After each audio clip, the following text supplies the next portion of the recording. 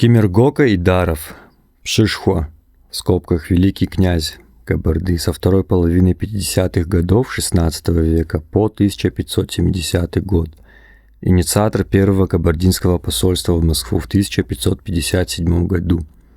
С 1561 года тесть Ивана Грозного. Под именем Темрюка-Идарова хорошо известен отечественной историографии. Несмотря на обширную научную и научно-популярную литературу, посвященную этому историческому деятелю, ему по-настоящему не повезло. Во-первых, сохранилось очень мало достоверных источников о его жизни и деятельности. Это небольшой корпус русских летописных данных, а также дипломатических документов и разноречивые свидетельства адыгского фольклора, впервые введенные в научный оборот еще Шорой Ногмовым. Во-вторых, первый этап установления кабардино-русских отношений и их наиболее активный политический субъект среди черкесских князей надолго стали символами добровольного вхождения Кабарды в состав России, а следовательно оказались заложниками устойчивых идеологем советской историографии, не способствовавших объективному изучению характера русско-адыгских связей и того влияния, которое оказали на их развитие те или иные исторические персоналии. Смягчение тезиса о добровольном вхождении и его трансформация в военно-политический союз между Кабардой и Россией также не проясняют детали исторической биографии Пшишхо Кемергока-Идарова. Лучшим свидетельством этому служит инерционная устойчивость стереотипных взглядов на жизнь и деятельность Кемергока-Идарова в современном научном дискурсе и даже сохранение его имени в искаженной форме – Темрюк, тиражируемые в учебной и научно-популярной литературе, названиях улиц и так далее. Однако нам представляется, что весь комплекс доступной информации о происхождении рода Идаровых, истории их вокняжения в Кабарде вкупе с общим историческим контекстом эпохи позволяют реконструировать стратегию главы этого княжеского дома в его бурной дипломатической деятельности на московском направлении.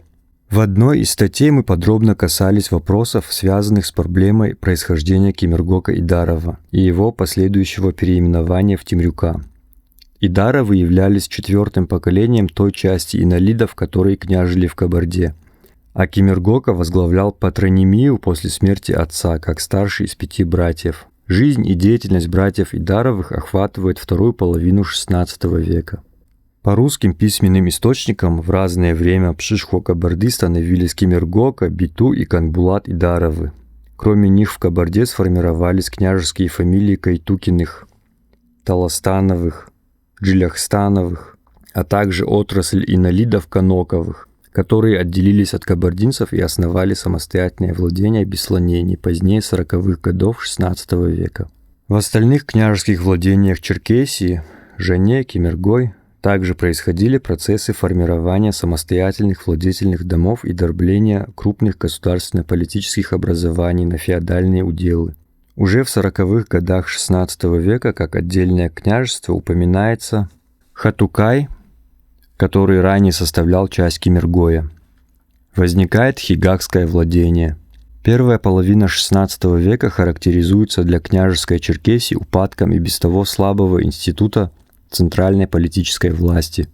После смерти Инала его потомство не сумело выработать действенные механизмы сохранения государственного единства всех подвластных земель.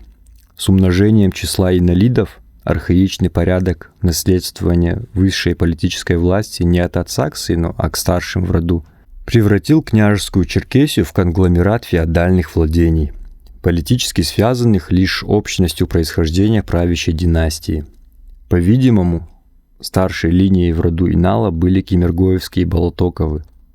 Согласно устной традиции, именно Болотоковы слыли князьями из князей. Но различные ветви Иналовичей с самого начала своего политического бытия предпочли замыкаться в рамках отдельных владений, которые в свою очередь дробили на уделы, связанные властью пожизненно избираемого Пшишхо, великого князя. Несмотря на это, в первой половине XVI века князья Иналовичи ощущали себя соучастниками политического процесса в стране. И династический кризис в одном из княжеств мог привести к активному вмешательству наиболее влиятельных владетельных домов всей Черкесии. Яркий пример тому история водворения в Кабарде Идара и Нармасова в качестве Пшишхо. Это событие относится примерно ко второй четверти XVI века. Идар Инармасов после ранней смерти отца воспитывался в семье своего деда по матери, бжедукского князя Эльжера Химишева, а достигнув зрелого возраста, решил вернуть отцовское наследство. Его поддержали западно-адыгские владетели. Крупномасштабный конфликт, в который оказались втянуты практически все княжеские владения Черкесии, завершился лишь после Казбырунского сражения. Идар Инармасов и его союзники, как победители, продиктовали условия мира. Князь Идар прибыл в Кабарду и, приняв бразды правления, владел ею беспрекословно. Собственная его часть называлась Идарией. Одним из результатов этого широкомасштабного военного конфликта, спровоцированного стремлением Идара Инармасова восстановить свои владельческие права, и стало отделение от Кабарды Бесланеевского княжества. Впечатления, которые оставили в исторической памяти кабардинцев события, связанные с водворением в Кабарде Идара Инармасова в качестве великого князя, во многом определило дальнейшую судьбу его многочисленного семейства.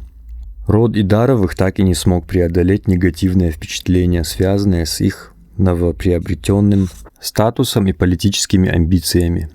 Идар прибыл в Кабарду с семьей, то есть со взрослыми сыновьями. Матерью Идара Инармасова была бжедукская княжня из рода Химишевых.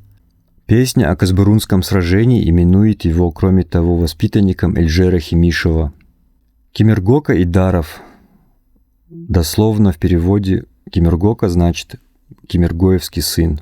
Судя по имени, это мог быть либо племянником по матери, либо воспитанником кимергоевских князей. Впрочем, одно не исключает другого. Этнокультурная дистанция между западными и восточными адыгами была не настолько ощутима, чтобы помешать естественной ассимиляции Идаровых в кабардинской среде. Но метод водворения в Кабарде Нового Пшишхо во главе с многочисленным семейством, тесно связанным с бжедукской и кимергоевской аристократией, на чужих штыках не мог добавить ему популярности.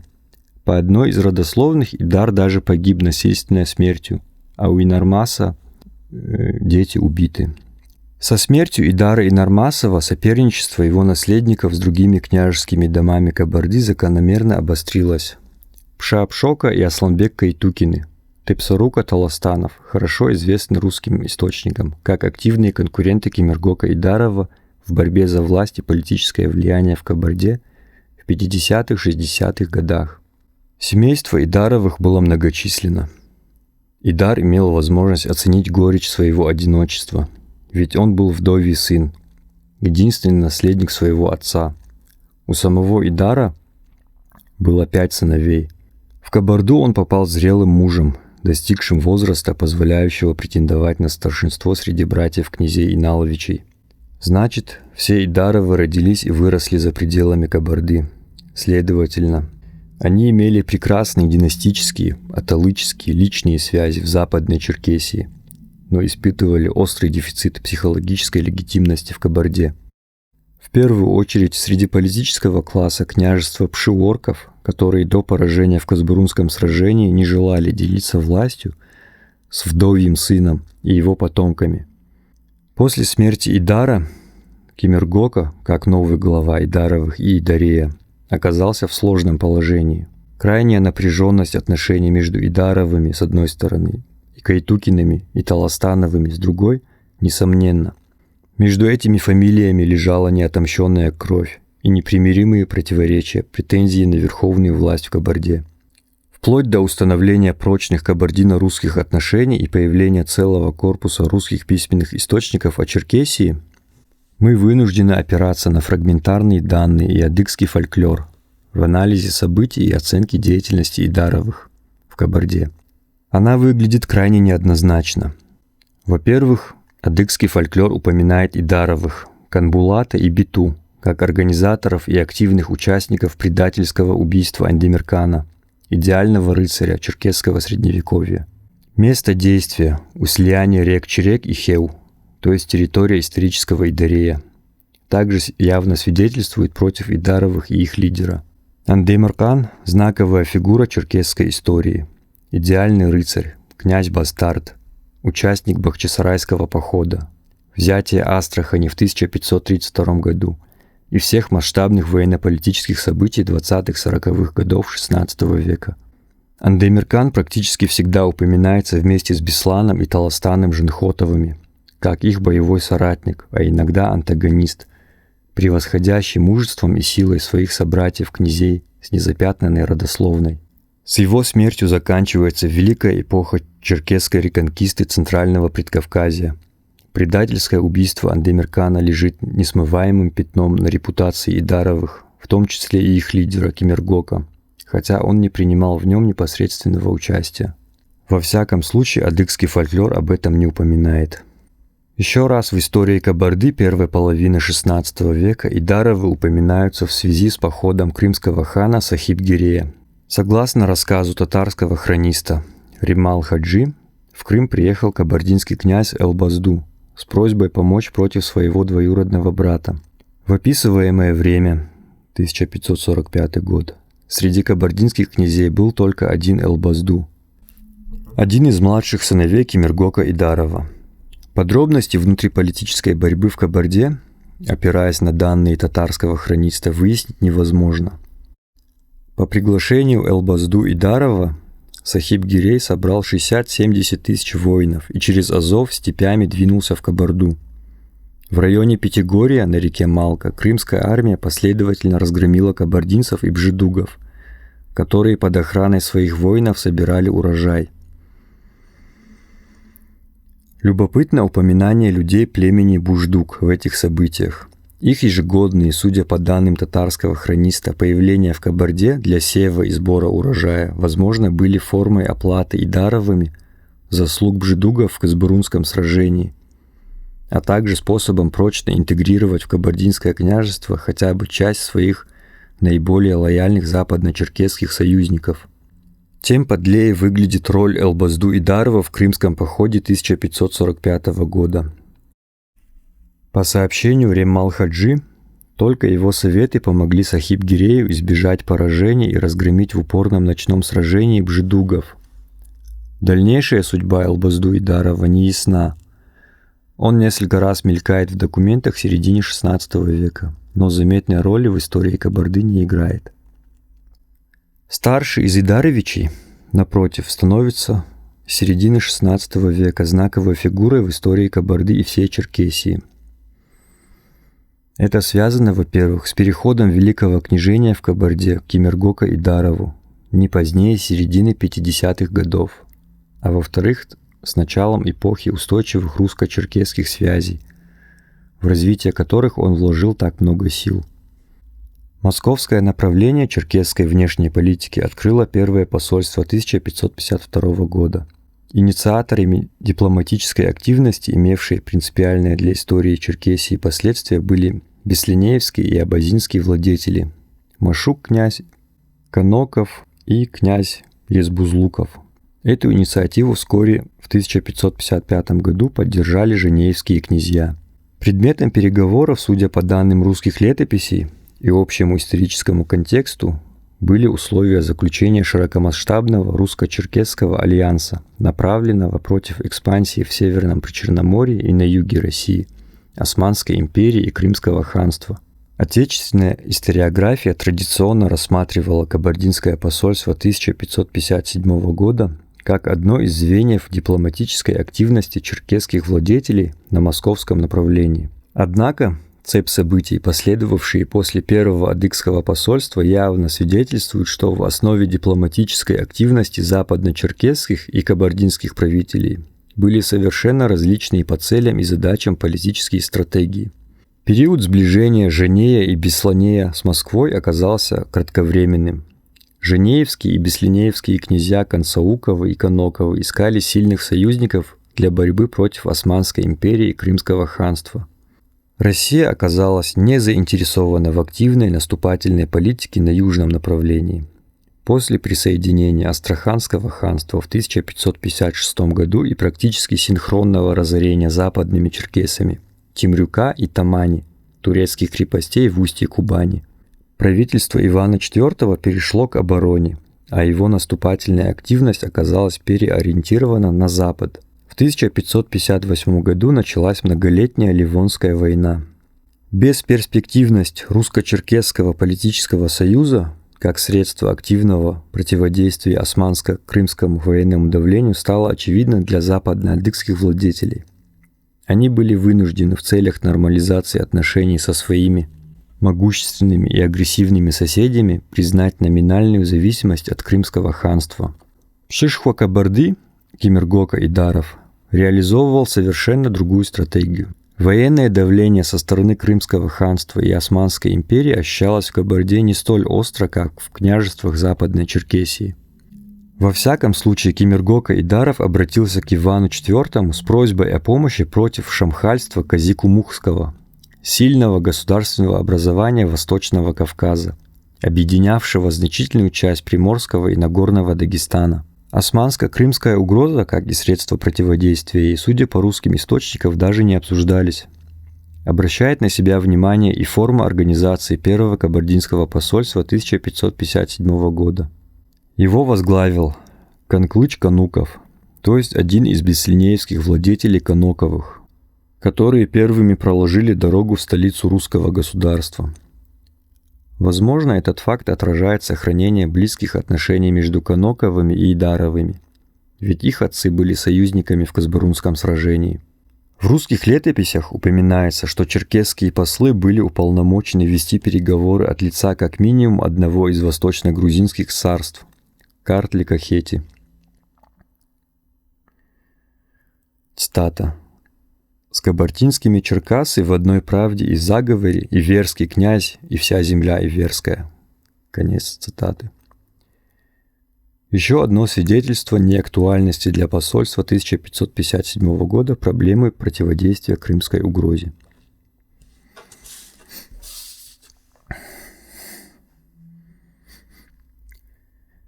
Кабардинские князья были пожалованы русским государем по примеру женеевских и беслинеевских владетелей.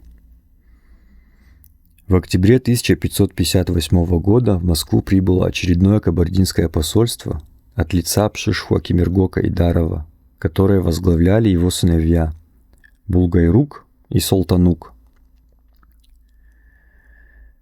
Младший из них остался в Москве, фактически в качестве аманата, залога политической лояльности своего отца. В дальнейшем, благодаря активности Кемергока-Идарова, кабардино-русские отношения развивались стремительно. Уже в первой половине 1560 года, видимо реализуя принятые договоренности, русские войска из Астрахани на судах совершили поход в Дагестан и разорили зимнюю резиденцию Шамхала, прибрежный город Тарки.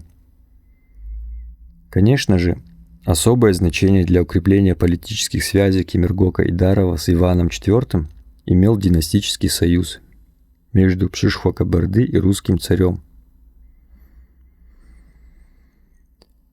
История сватовства Ивана IV в Черкесии и заключения им второго брака ярко иллюстрирует разницу в политических целях, преследовавшихся Идаровыми в Кабарде и Канцауковыми в Женее. Реально оценив потенциальные выгоды и риски военно-политического альянса с Москвой против внешней угрозы империи османов и Крымского ханства, женеевские князья предпочли уклониться от установления династического союза с русским царем. Идаровы имели обширные матримониальные связи с самыми знатными аристократическими домами. Дочери Кемергока-Идарова Алтынчач и Малхуруб были замужем, соответственно, за астраханским царевичем Бикбулатом и сыном правителя Большой Ногайской Орды Измаила. Вектор династических связей Кемергока-Идарова явно антикрымский. Астраханское ханство и Большая Ногайская Орда всю первую половину XVI века были принципиальными соперниками Крымского ханства в борьбе за золотоордынское политическое наследство. Отдавая младшую дочь за Ивана IV, Пшишхуа-Кабарды приобретал гораздо более могущественного союзника, способного стать его политическим покровителем.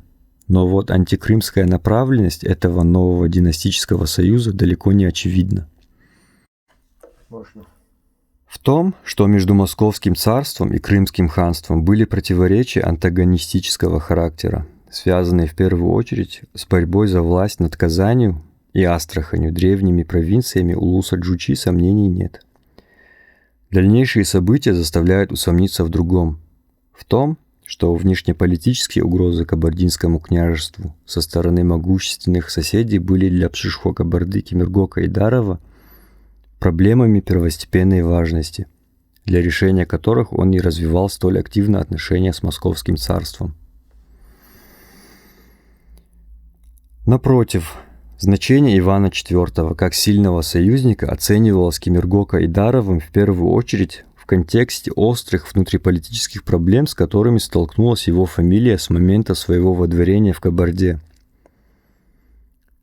Об этом красноречиво свидетельствуют русские летописи. Цитата. «А которые черкасские князи к Темрюку князю были непослушны, и те, заслыша царское жалование к Темрюку князю, что царь и великий князь Темрюка князя пожаловал, дочери его взял за себя, и они Темрюку князю учали быть послушны, и дани ему учали давать». Конец цитаты. Последняя фраза не оставляет сомнений в том, что Пшишхо-Кабарды рассматривал кабардино-русские отношения как важнейший ресурс укрепления своей личной власти в княжестве. Однако одной демонстрацией царского жалования, то есть благоволения Ивана IV к своему тестю, оказалось явно недостаточно для приведения в Темрюкову княжью волю конкурирующих с Идаровыми владетельных кабардинских фамилий.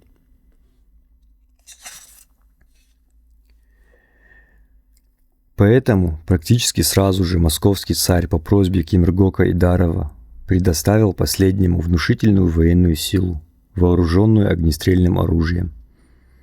500 стрельцов и 500 казаков, с тем, чтобы от всего его недругов беречь и в войну ходите с его людьми. Куды Темрюк князь учнет посылати. Конец цитаты. Насколько Идаровы нуждались в военной помощи для подавления политической оппозиции внутри княжества, можно судить по тому, что встречать союзное русское войско Кемергока с сыном Доманука выехал в Астрахань. Идаровы вместе со своими союзниками в течение декабря 1562 года вели успешные боевые действия в Кабарде против недругов великого князя.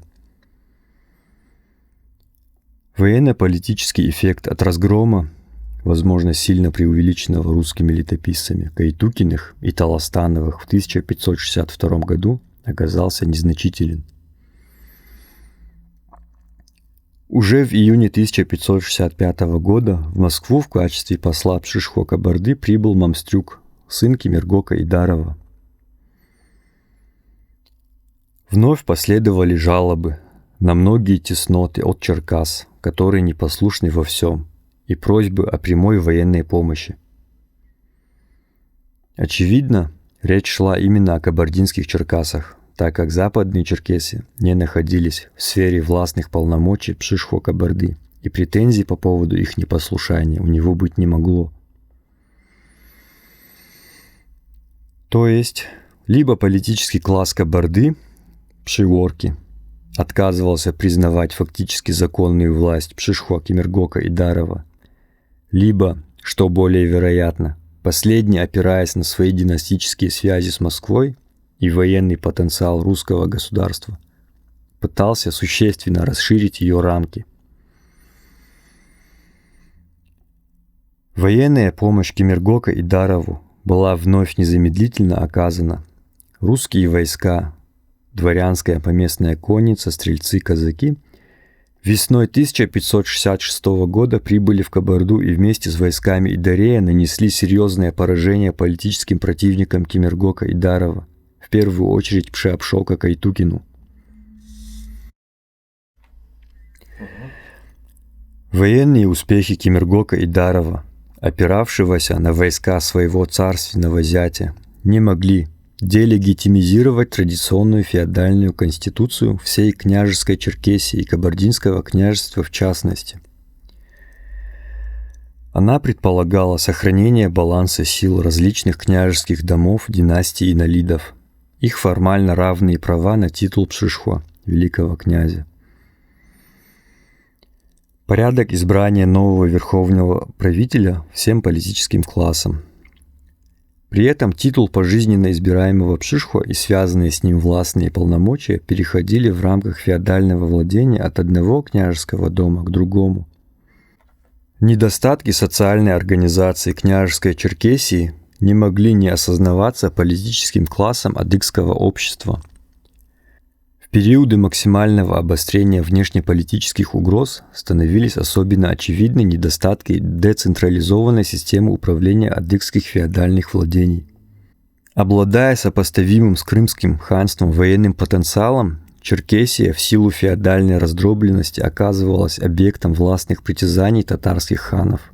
Разрозненные черкесские княжества поодиночке уступали своему грозному соседу, а их прочное объединение было невозможно в силу особенностей адыгского феодального общества. Слабые попытки западно-черкесских инолидов объединиться вокруг одной символической фигуры можно видеть как в приглашении на государство русско-литовского князя Дмитрия Вишневецкого в период союзничества с Иваном IV, так и в более поздних политических проектах. Так, осенью 1563 года родной брат Себока Консаукова, Чубук, прибыл в Бахчисарай на Черкасское государство царевича просить. Отпустил с Жанеевским послом своего внука Исламгирея. Очевидно, черкесские князья, считая себя равными по социальному статусу, хотели обрести в лице крымского царевича единого правителя, которого они могли бы признать сюзереном, не поступаясь сословной честью. Эти планы не были реализованы. Приглашение нового династа могло дать только кратковременный эффект. С умножением его потомства при сохранении удельной системы и принципа наследования высшей политической власти старшим в роду феодальная раздробленность Черкесии восстановилась бы через 1-2 поколения. Поэтому западные адыги вернулись к традиционной практике номинального признания сюзеренитета крымского хана и османского султана. Возможно, будь у Кемергока Идарова шансы спокойно править в рамках традиционной феодальной конституции и быть уверенным в сохранении его родом наследственных владений, он также вел бы более инертную политику, направленную на сохранение статус-кво. Но острота внутриполитического конфликта в Кабарде мотивировала Пшишхуа на поиски более радикальных решений. Наглядный пример Крымского ханства должен был действовать вдохновляюще. На начальном этапе своей истории Крымское ханство сильно страдало от внутриполитической нестабильности. Зачастую было яблоком раздора и объектом прямого военного грабежа со стороны черкесов, нагайцев и татар Большой Орды. Приобретение покровительства со стороны Османской империи стабилизировало порядок престола наследия за счет появления верховного арбитра в лице султана. Открыло доступ к самым современным военным технологиям и в конечном счете дало крымцам решающее преимущество над соседями в борьбе за доминирование в регионе. Исходя из этого, становится понятной беспрецедентная инициатива Кемергока Идарова, который обратился к Ивану IV с просьбой основать на территории княжества на реке Тереке у впадения в нее Сунжи крепости с постоянным гарнизоном для бережения от недругов. В феврале 1567 года по приказу Ивана IV на Северный Кавказ были отправлены войска 2-3 тысячи, мастера, материалы, необходимые для возведения крепости, и она была сооружена в кратчайшие сроки. С точки зрения нейтрализации внешнеполитических угроз, основание русской военной базы на крайнем востоке Кабардинского княжества не имело решающего значения. Терский город мог служить опорным пунктом распространения кабардинского военно-политического влияния на Нижнем Тереке в борьбе с шамхальством. Но наиболее актуальные для Кабарды внешнеполитические задачи военного прикрытия с крымского-северо-западного и нагайского северного направлений Терская крепость решить не могла. В данном случае Кемергок Идаров действовал не только в духе типичного феодального государя, который легко приносит общественный интерес в жертву интересам собственного удельного княжества и владетельного дома. Прикрытие восточного направления для Идарея одного из восточных уделов Кабарды, было стратегически важной задачей, не актуальной для Кайтукиной Кабарды. Гораздо важнее то, что Кемергока Идаров сознательно вводил в политическую систему Кабардинского княжества принципиально новый элемент – город. Более того, чужой город, средоточие самой передовой для той эпохи военной силы – пехота, вооруженная огнестрельным оружием, артиллерия. Непосредственная власть над этой силой находилась в столице другого государства, и использовать военный потенциал Терской крепости можно было только при условии лояльности правителю Московского царства. Кемергока Идаров не видел в этом проблемы или не видел иной возможности сохранить и расширить свою власть и статус рода Идаровых в Кабарде и Черкесии в целом. Иными словами, Пшишху осознанно шел на ограничение суверенитета Кабарды с целью ее централизации и подчинения своей фактической власти, выходящей за рамки обычного феодального права Черкесии. Весьма характерно, что активное участие русских войск во внутриполитическом конфликте Идаровых с Кайтукиными и Таластановыми происходило на фоне серьезных внешнеполитических угроз. В их нейтрализации русская военная помощь ни разу не была оказана. В 1566 году кабардинцами было разгромлено вторгнувшееся в страну войско Будда-Шамхала, который погиб в сражении. Ранней осенью 1567 года кабардинцы успешно отразили крымские войска Калги Мухаммед-Гирея. В обоих случаях военная помощь со стороны русского государства и даже просьбы о ней со стороны Пшишху-Кабарды в источниках даже не упоминаются. Единственный раз в годы княжения Кемергока Идарова кабардинские и русские войска совместно сражались против внешнего врага в 1569 году во время отражения османско-крымского похода на Астрахань Касим-Паши. Но и в этом случае имели место несогласованные действия союзников в соответствии с общей стратегией и планами военных действий.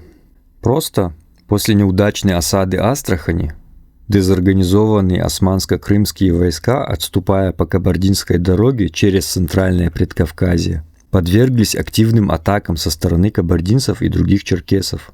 Очевидно, Кемергока Идаров осознавал ограниченность военных ресурсов русского государства, особенно на Северном Кавказе, и не хотел ими рисковать вне задач первостепенной важности. А таковыми, если судить о политических приоритетах Пшишху-Кабарды по его деятельности, были усиление личной власти и политического веса в Черкесии рода Идаровых. С учетом инициативы Кемергока Идарова по созданию в Кабарде мощной опорной точки в виде русской военной базы, не исключены амбициозные планы по изменению характера функционирования института Великого княжения с целью добиться как минимум приоритета рода Идаровых, а как максимум монополизация Идаровыми статуса Пшишху-Кабарды. Консолидировав под своей властью Кабардинское княжество, Кемергока Идаров получал возможность для реализации амбициозных политических проектов в рамках всей Черкесии. Такие планы у Кемергока Идарова явно были. Во всяком случае, его политические оппоненты в Черкесии и Крыму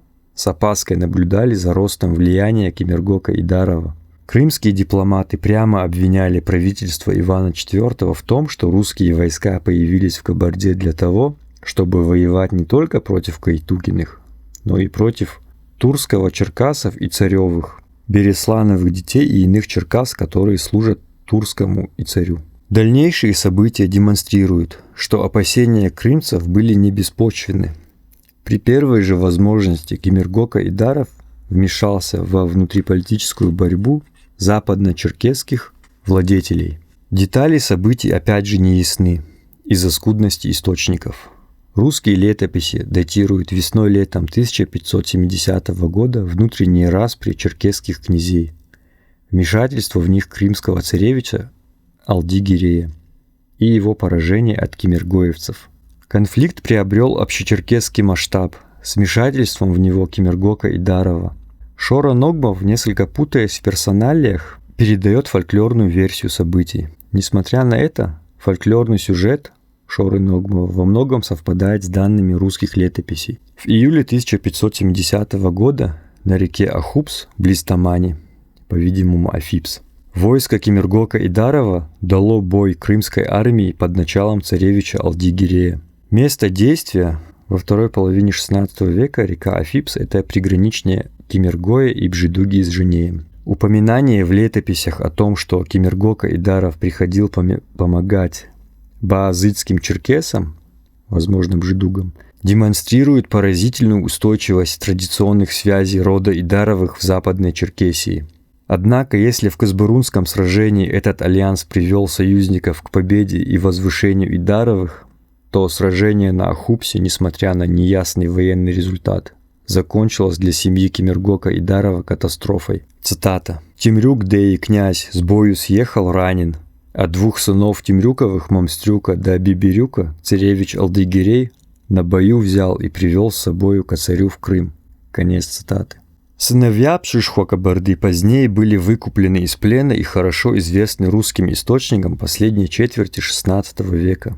А вот Кемергока Идаров более в русских летописях и дипломатических документах не упоминается. Скорее всего, от своей раны он уже не оправился.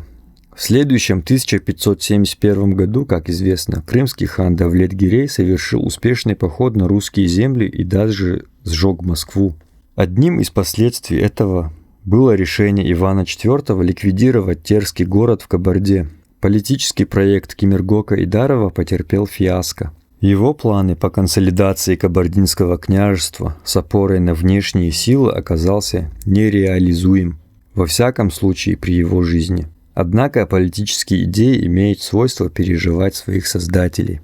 Уже в 1578 году младший брат Кемергока, Канбулат Идаров, ставший к этому времени Пшишхо во главе Кабардинского посольства, прибыл в Москву и фактически возобновил политический союз с Москвой на старых условиях, одним из которых стало возведение новой русской крепости на старом месте. В истории Кабарды Канбулат Идаров первый и единственный великий князь, который лично возглавил посольскую миссию. Это также характеризует ослабление политических позиций Идаровых в Кабарде. Как и цель посольства, практически Пшишхо добивался для себя отношений прямого протектората со стороны московского царя, а восстановление русской военной базы на территории Кабарды должно было облечь политический протекторат со стороны русского государства в осязаемые формы.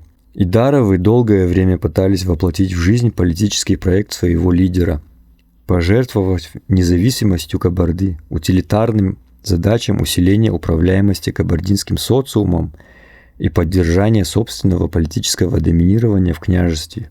Их борьба за его осуществление составляет целую эпоху в истории Кабарды и заканчивается лишь в середине XVII века. Несмотря на неудачу в реализации своих амбициозных планов, Кемергока Идаров оставил в памяти адыгов заметный след. Именно поэтому Шора Ногмов, даже серьезно откорректировав фольклорное предание о старшем сыне Идара, оставил самую красноречивую характеристику посмертного отношения кабардинцев к своему знаменитому Пшишхо. Амбициозному политику, способному действовать в сфере неопределенности, бороться за власть, рисковать. Цитата. Кемергока умер и по завещанию зарыт в землю на коне и в полном вооружении. Над ним вместо памятника насыпан курган. Конец цитаты.